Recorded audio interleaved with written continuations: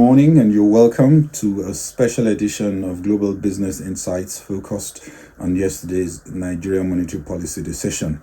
But first, some other headlines.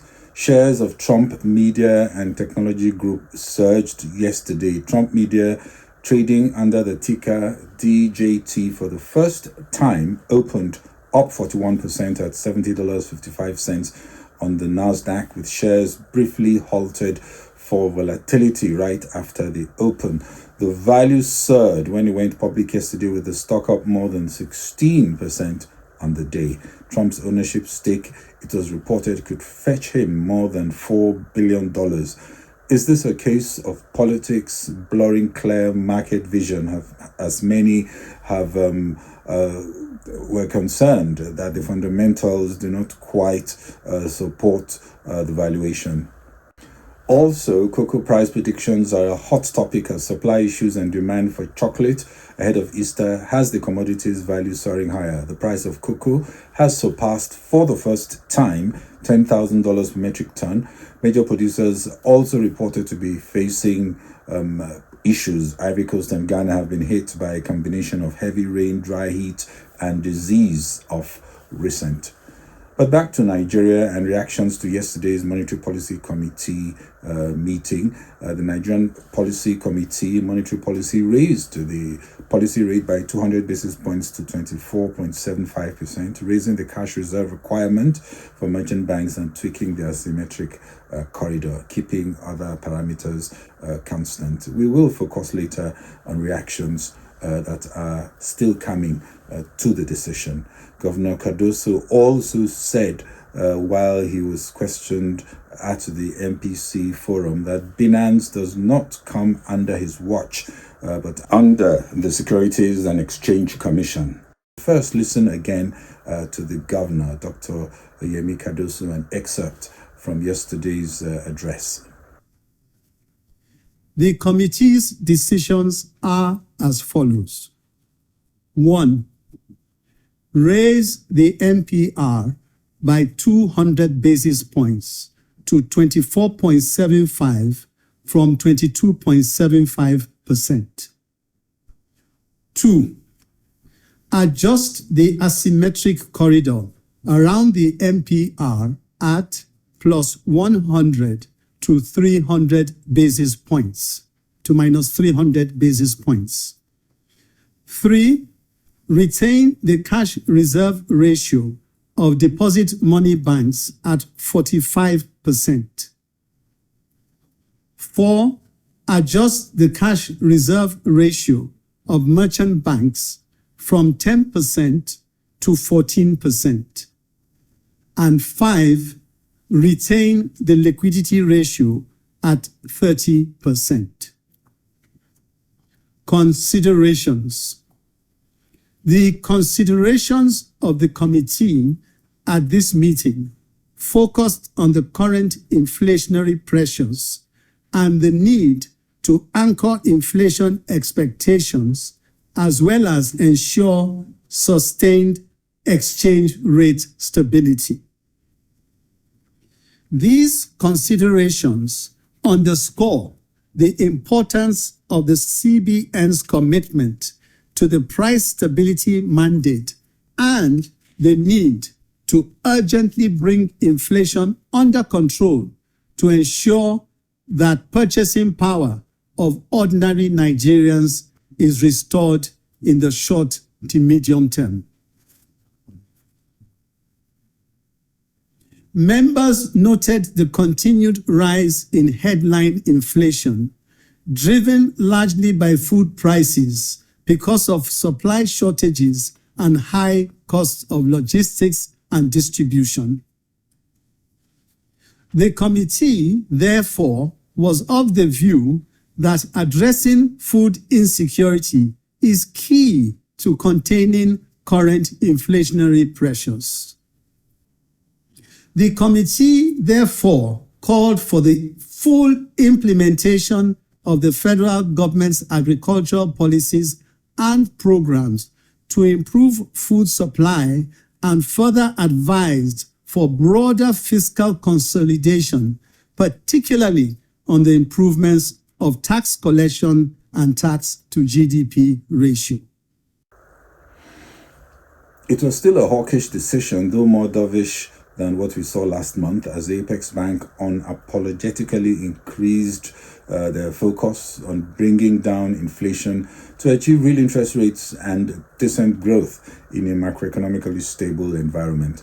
Analysts had expected a hike in a wide range of between 125 basis points to 400 basis points. I thought it would be slightly less than the previous hike, but still higher than what we are used to, given that the latest inflation data in the near term shows risks to the upside.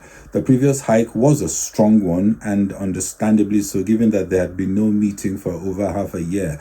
This hike at this meeting allows to watch the impact of the February 400 basis points hike and CRR adjustment, rather than shocking the system with another very heavy hike.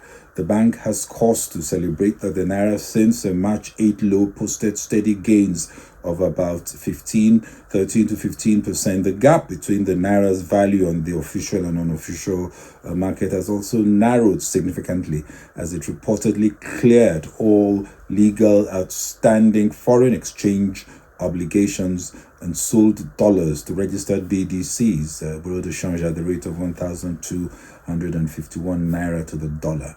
The Bank of Ghana sought to differentiate banks in terms of their loan-deposit ratio, reflecting lending appetite and size, in setting their own cash reserve requirements to encourage financial intermediation instead of having banks resume parking funds in treasury bills, which can be unhelpful for growth. Also, borrowing from the practice with most Western Apex banks, it does help to communicate medium and long-term detailed projections on future key parameters and potential decisions from MPC to help investors navigate future thinking and position themselves.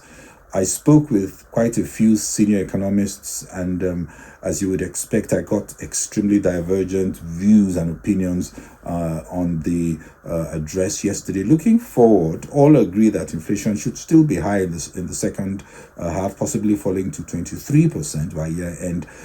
If the inflation data does not present a jolting upside surprise, we need to watch wage inflation as minimum wage is addressed. The MPC may be able to maintain status quo in May, as month-on-month inflation is expected to have started abating by the April data. More foreign inflows will also come with Naira stability. There is the optimistic view that the ongoing tightening is spot on, and the time is not right to slow down tightening in dealing with the trade-off with economic growth. With high inflation, the platform for sustainable economic growth is non-existent. Inflation just has to keep being the main culprit. The other view is a very divergent position. It says the MPC is unleashing what is looking more like a choking and not a tightening, with the MPC clearly, brutally sacrificing medium-term real output and demand growth on the altar of immediate exchange rate stability, also having been forced into a dire, myopic and unsustainable trade-off. This view prefers to seeing reserve adequacy achieved to avoid such trade-offs and deliver simultaneous growth and stability in a way that is sustainable. Also, when you look at the 45% of banks' funds that they could use to lend, that is being sterilized at zero interest rate, that is money that could be used to help the economy, and giving banks that back at 24.75%, some have said that is outright financial repression, not policy tightening. The view says the financial repression will not deliver sustained stability, and the MPC should stop hiking MPR, that's monetary policy rate, and the cash reserve requirement at the same time. On a positive note, in the last few weeks, the central bank has intensified efforts to restore market confidence and improve communication with investors, which has largely been positive for Nigeria's investment case, as it structures the market frameworks, commits to a data-dependent and independent monetary policy. also committing to adequate FX supply, reportedly clearing legal outstanding FX backlogs and seeing improved FX inflows. The central bank governor, Dr. Cardoso, also in his comments said Binance is not under their regulatory purview, but under the Securities and Exchange Commission. On this, I say it's not that simple. Binance offers crypto to crypto trading in over 300 cryptocurrencies and virtual tokens, including Bitcoin, Ether, Litecoin, Dogecoin, and its own coin, BNB. Not all these currencies are deemed as securities.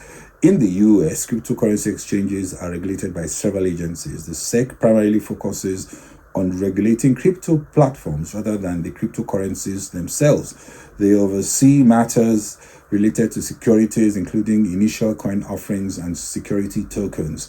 And if the cryptocurrency is deemed a security, the SEC plays a significant role in its regulation. If crypto is considered as a commodity, that's similar to crude oil or natural gas, the Commodity Futures Trading Commission, that's CFTC, becomes its primary regulator. Also, CFTC oversees and regulates derivatives transactions involving cryptocurrencies such as swaps, futures, and options.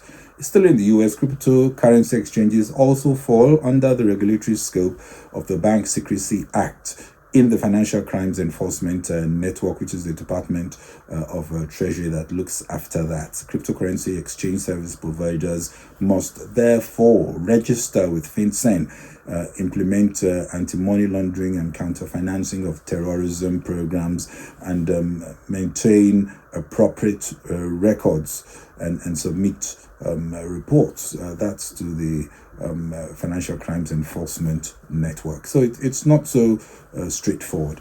In the UK, however, any cryptocurrency exchange providing its service to the UK user must be registered with the Financial Conduct Authority for money laundering permissions. The FCA, however, works alongside the Prudential Regulation Authority, which is under the Bank of England, and the Financial Policy Committee to set regulatory requirements for the financial sector. In the UK, cryptocurrency exchanges are unregulated, but they are legal if registered with the FCA. In an earlier chat, I said the rise of shadow banking is not a Nigerian thing, it's a global phenomenon. The multiplicity of risks have ballooned, and the limited capacity for central banks to provide risk management oversight in a much more complex digital environment has led many to just move the risk out of sight rather than confront how to manage the new environment. The situation with Binance, rather than be seen as just the crime of the century, should more be an opportunity to revamp rules, upgrade the capacity of regulatory authorities, working with each other. We can't have a silos thinking here. Working with each other to have a safe and regulated environment. Also, crypto exchanges say they are more like exchanges, and many argue that they are really more like banks. My submission is that the apex banks should be involved in regulation of crypto exchanges, working with the SEC and other agencies with updated legislation, rules, laws, and clarity to ensure the necessary protections. Meanwhile, Asia-Pacific markets were mixed as investors assessed economic data from China and Australia. Well, that's it from me on Global Business Insights. We are taking a short break. We'll resume posts after the holidays next week. This is Bode Oshosami. Please share and kindly follow on Facebook and LinkedIn. Subscribe on YouTube and X. Enjoy the long weekend break. Be gentle with the chocolates. Thank you very much for watching and following. Bye-bye.